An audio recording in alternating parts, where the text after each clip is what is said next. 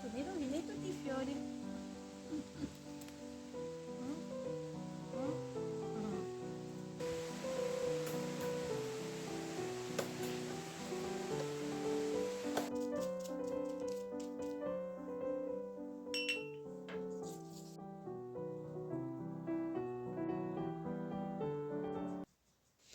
Uso un traduttore automatico per i sottotitoli e mi scuso per eventuali errori. Buongiorno a tutte cari amiche, buongiorno a tutti anche oggi da casetta, dalla nostra casetta in campagna. Grazie per essere anche oggi qui insieme a noi. Amo profondamente questo periodo dell'anno perché il sole si affaccia qui nella nostra cucina già dal mattino presto, sono le 7:15 e così mi piace godere di questi spettacoli perché credo che il sole che entra dentro casa sia uno spettacolo meraviglioso. È un qualcosa che mi ha sempre affascinata. E così con la luce del sole che sbirciava dentro casa ho iniziato a portare a termine queste decorazioni che ho realizzato la settimana scorsa, fatte col DAS. Come avete avuto modo di vedere altre volte, queste sono ovviamente a tema di queste decorazioni a forma di coniglietto e decorate con questo motivo floreale, con questi tovagliolini veramente carini.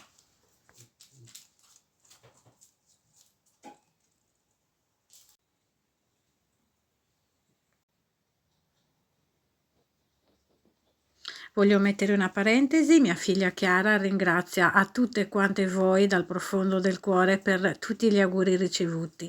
Grazie, grazie davvero di cuore.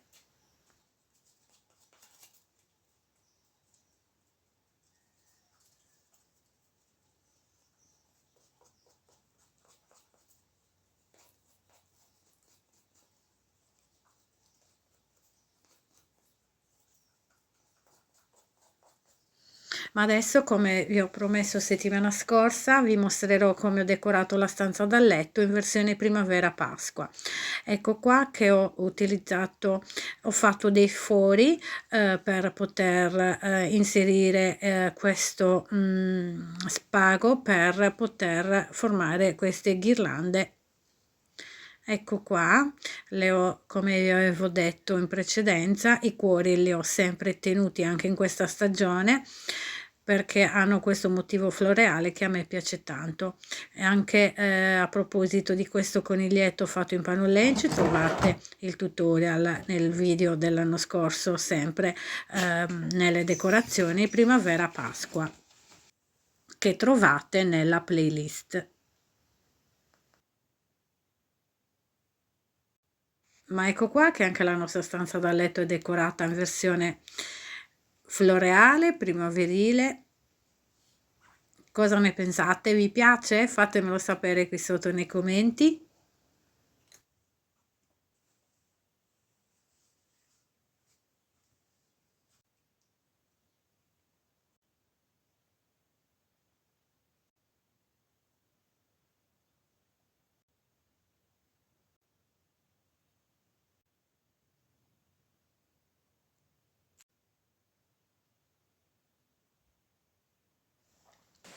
In queste mattine abbastanza soleggiate ho approfittato per stare fuori in giardino al sole e per tagliare una rete più alta di una parte dell'aiuola che dove la nostra cagnetta, l'ultima arrivata, purtroppo è entrata dentro e mi ha rovinato tutti i fiori.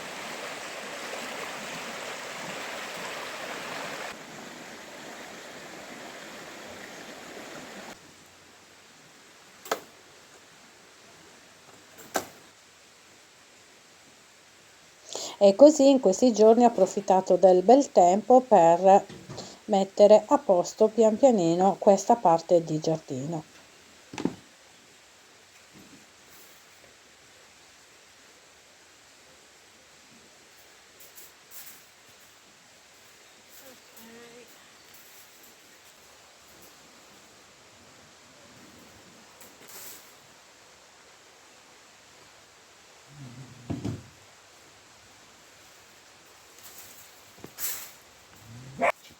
Ho fatto queste buche con questa trivella a mano e poi ho inserito i paletti che mio marito mi ha tagliato la sera precedente.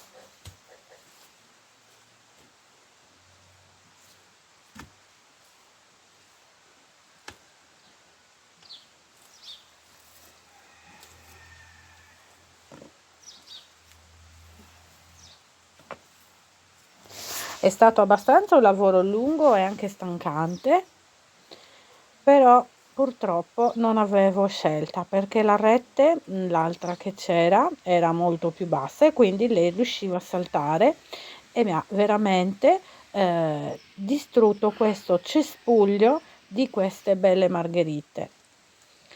Perciò non potevo aspettare oltre e così mi sono data da fare questa settimana per finire e mettere a posto questa parte di rete.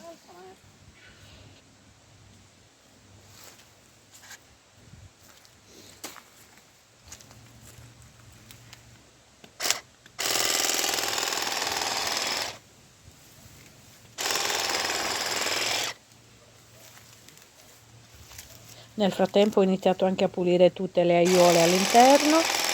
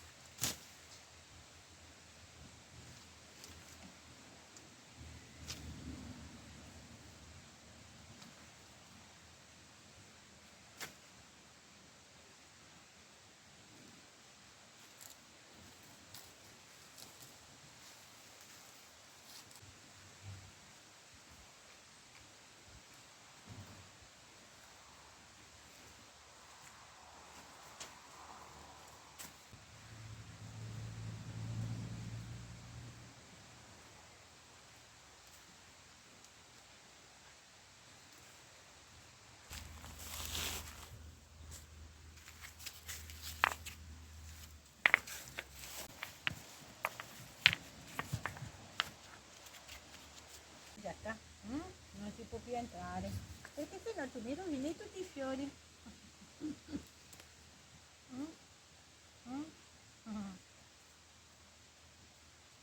Cosa c'è di testa? Vorresti entrare, ma non fa, mi rompi tutti i fiori.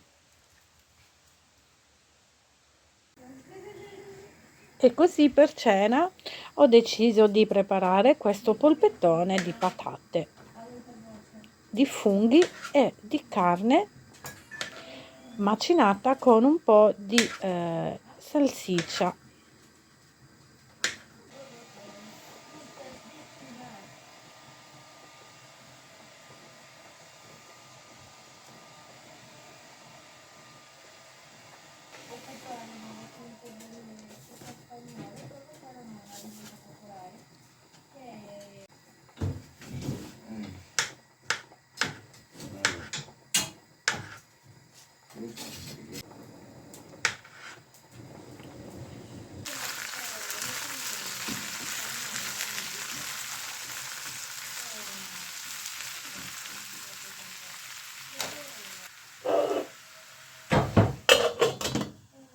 Una volta puliti i funghi li ho messi a rosolare con un po' di aglio e prezzemolo, idem per il macinato con un po' di salsiccia.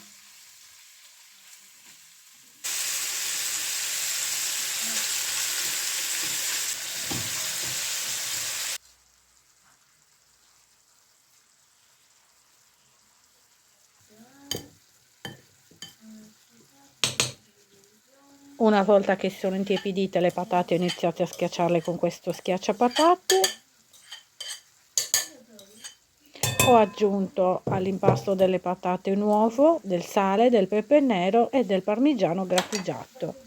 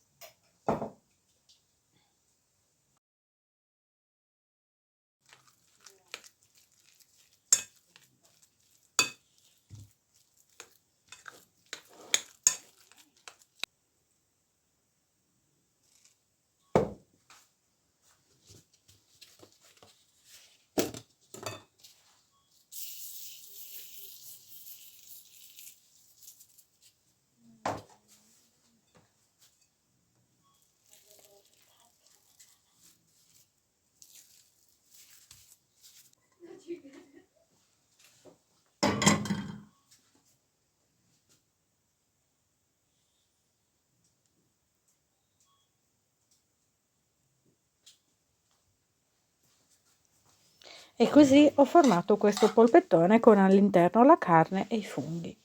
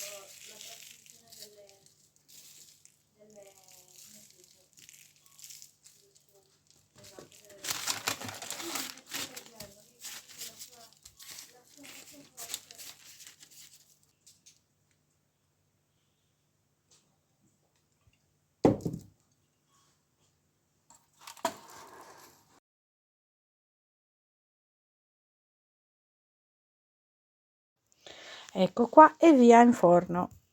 Buono, godurioso e saporito.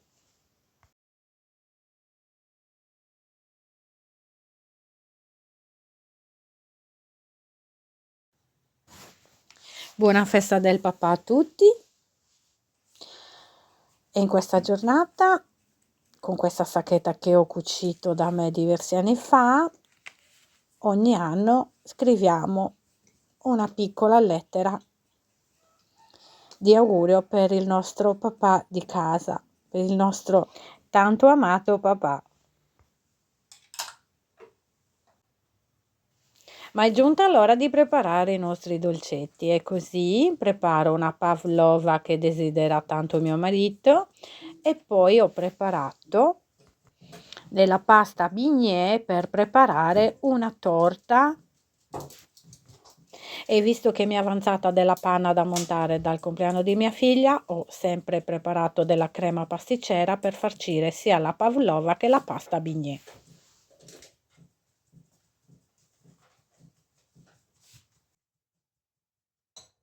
Per queste due piccole tortine iniziamo dalla pavlova, iniziamo con montare due albumi sempre a temperatura ambiente con un pizzico di sale e 50 grammi di zucchero che io ho mischiato tra zucchero a velo e zucchero semolato e andrò a completare con un cucchiaino di amido di mais.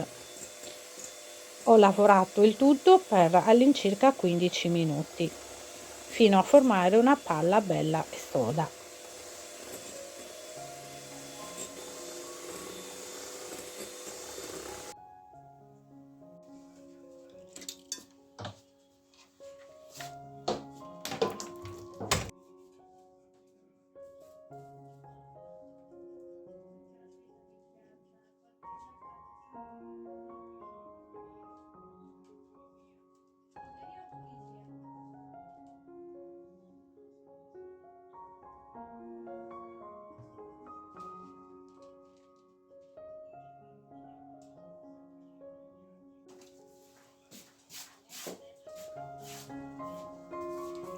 Ho messo a cuocere in forno per almeno 90 minuti a una temperatura molto ma molto bassa.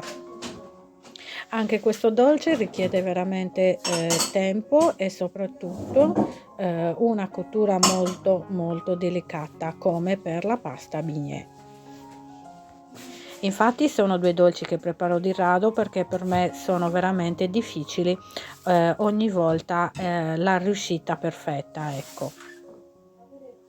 Nel frattempo ho messo a bollire 125 ml di acqua con 50 g di burro e un cucchiaino raso di sale.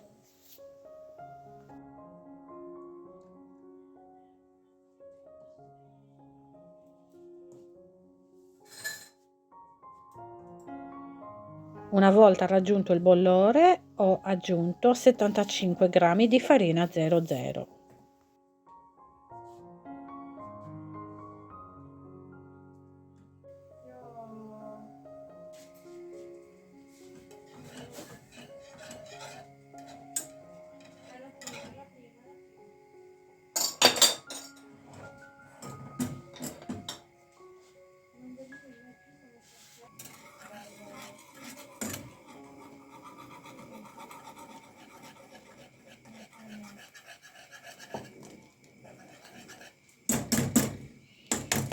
Una volta che ho fatto asciugare tutti i liquidi, facendo cuocere ancora un pochino questa pasta fino a quando non si stacca dalle pareti della pentola.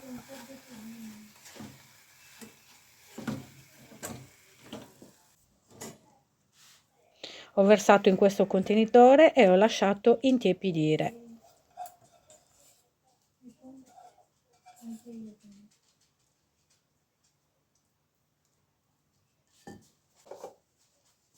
Una volta intiepidito ho aggiunto 2 uova, una alla volta.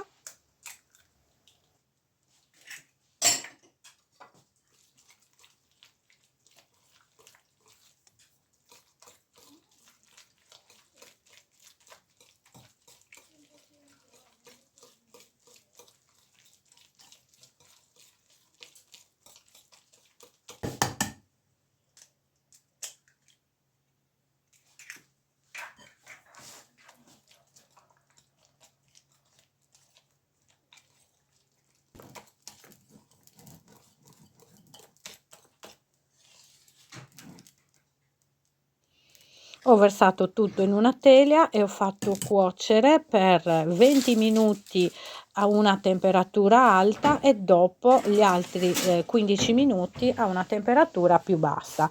Io con il forno a gas purtroppo faccio veramente un po' di difficoltà per preparare questa tipologia di dolci. E come avevo anticipato settimana scorsa, sto iniziando un nuovo progetto di cucito che riguarda un abito vittoriano. Come sapete io e mio marito tutti gli anni partecipiamo a questo festival che si chiama La Grande Jatte, dove tante persone passeggiano in questo bellissimo parco della mia città sotto braccio vestiti in abito dell'epoca, per quanto riguarda il periodo della regina Vittoria. E così inizio proprio da qui, dalla biancheria intima, preparerò una sottoveste con delle sottogonne fino ad arrivare all'abito completo. Ma vi racconterò passo passo ogni settimana, darò uno piccolo spazio per questo cucito, se vi fa piacere, fino alla realizzazione totale dell'abito. Quest'anno credo ancora non abbiamo definito totalmente l'idea, ma saremo due principi reali. E così come ricetta vuole, una volta che è arrivata la cottura, ho lasciato lo sportello un po' aperto con l'aiuto di questo mestolo di legno. Ma ecco qua la pavlova, è questa piccola pavlova che adesso decorerò con della crema chantilly e delle fragole. Una volta mischiata la panna con la crema pasticcera, come ho eseguito settimana scorsa per la torta di mia figlia, ho rifatto la stessa crema come ho detto perché mi era avanzata della panna liquida da montare, e così ho pensato di realizzare queste due torte che desideravamo tanto, però che non faccio spesso perché purtroppo non mi escono proprio bene.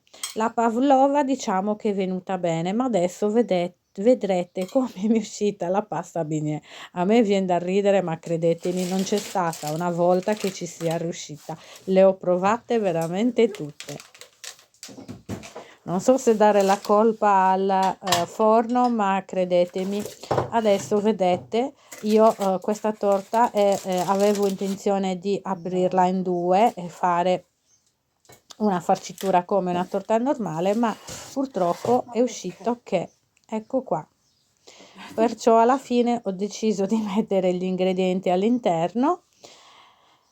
E così, pazienza, io sono quella dei dolci brutti ma buoni. Anche questa l'ho farcita con la stessa crema e tante fragole. Nel frattempo abbiamo aspettato il nostro papà che rientrasse da lavoro e così abbiamo trascorso un pomeriggio dolcioso. E anche oggi da casetta è tutto, cari amiche, spero che il video vi sia piaciuto. Grazie infinite di tutti i commenti bellissimi che mi scrivete ogni volta. Grazie per le visite qui, gradite qui a casetta nostra. Vi abbraccio a tutte forte forte, grazie di cuore.